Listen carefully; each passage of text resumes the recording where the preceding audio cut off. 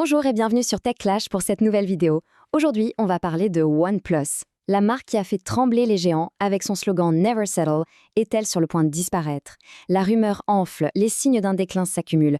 Pour décrypter cette chronique d'une mort annoncée, nous accueillons notre expert. Bonjour. Bonjour. Alors, rentrons tout de suite dans le vif du sujet. Cette question est sur toutes les lèvres. OnePlus, est-ce que c'est bientôt la fin? Est-ce que ces rumeurs de démantèlement sont vraiment sérieuses? Malheureusement, oui, il faut les prendre très au sérieux. On a dépassé le stade des simples bruits de couloir. On a aujourd'hui une accumulation de faits, de signes très concrets et difficiles à ignorer. Et quels sont ces faits concrets, justement? Eh bien, pour commencer, il y a eu une réduction vraiment drastique des effectifs en Europe, ce qui n'est jamais bon signe. Et puis, plus parlant encore, on a l'annulation en série de projets qui étaient très attendus, comme le smartphone pliable, le OnePlus Open 2. Ce genre de décision, ça signale un changement de cap majeur, voire un retrait progressif de certains marchés. Je vois. Et concrètement, pour les consommateurs, qu'est-ce que ça implique? Quel est le risque si on achète un OnePlus aujourd'hui? Le risque est bien réel. C'est une question de support à long terme. Si la marque venait à être démantelée, la garantie des mises à jour logicielles ou même la disponibilité des pièces de rechange ne serait plus assurée. On parle d'un horizon assez proche, post-2027. La pérennité de l'investissement est clairement en jeu. C'est fascinant. Mais comment une marque qui semblait si forte, si aimée, a pu en arriver là? Il faut peut-être revenir un peu en arrière. Absolument. Pour comprendre la situation actuelle, il faut déconstruire le mythe des origines de OnePlus. On a tous en tête cette histoire de la petite start-up indépendante et rebelle. La réalité est bien différente. OnePlus a toujours été une branche stratégique du géant BBK Electronics et elle a massivement utilisé les usines et la logistique de sa société sœur Oppo pour s'implanter en Occident. D'accord. Donc l'image était un peu romancée. Mais qu'est-ce qui a provoqué la rupture avec sa communauté? Le tournant, ça a été l'abandon de sa stratégie de flagship killer. Le concept était simple. Des téléphones surpuissants à des prix défiant toute concurrence. C'est ça qui a fait leur succès. Mais en augmentant ses tarifs pour aller concurrencer les modèles premium, la marque a un peu trahi sa promesse initiale. Et sa communauté de la première heure, eh bien, elle ne l'a pas suivie. Et puis, il y a eu l'absorption par Oppo, c'est bien ça? Exactement. Et ça a été ce que beaucoup ont appelé le baiser de la mort, la fusion logicielle. OxygenOS, qui était vraiment l'âme de OnePlus, un système réputé pour sa légèreté, proche d'un Android pur, a été complètement absorbé par ColorOS, le système d'Oppo. D'un coup, OnePlus a perdu son principal élément de différenciation.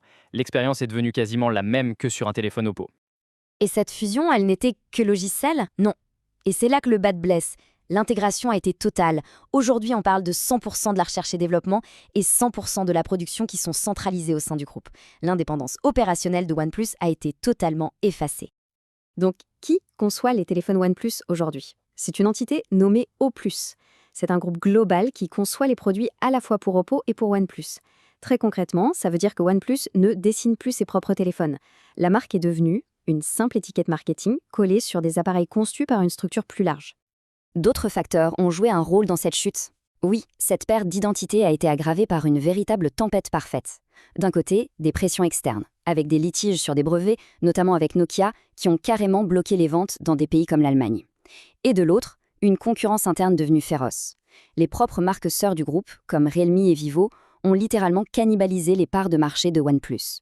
C'est donc une succession de mauvais choix stratégiques, si je comprends bien? C'est exactement ça. Si on retrace la chronologie, tout part du départ du cofondateur visionnaire, Carl Pei. Ensuite, l'échec de la montée en gamme. Puis, on voit une diversification un peu réactive vers les accessoires pour tenter de maintenir les revenus.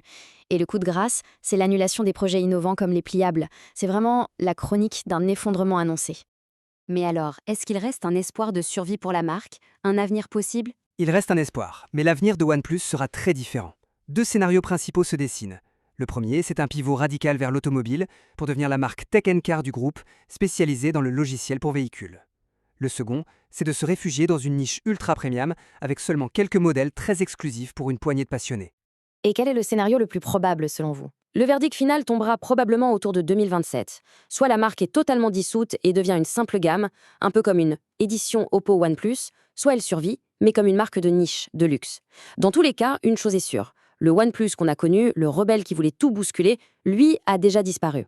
Finalement, l'histoire de OnePlus, c'est une leçon assez brutale sur les effets de la consolidation industrielle. Quand de très grands groupes absorbent les plus petits, innovants, la diversité technologique en prend un coup. Ce qui nous laisse avec une question bien plus large, l'innovation peut-elle vraiment survivre à une telle consolidation? C'est une excellente question qui dépasse largement le cas de cette marque. Merci beaucoup pour cet éclairage limpide et passionnant. Avec plaisir. Et voilà, c'est tout pour aujourd'hui. Si cette analyse vous a plu, n'hésitez pas à nous le dire avec un pouce bleu ou un pouce rouge si ce n'est pas le cas. Votre avis nous est précieux. Pensez à vous abonner à la chaîne TechClash pour ne rien rater de nos prochaines pépites technologiques. Et bien sûr, partagez en commentaire vos remarques et dites-nous quel sujet vous aimeriez qu'on aborde. Merci de nous avoir suivis et rendez-vous dès demain pour une nouvelle vidéo sur TechClash.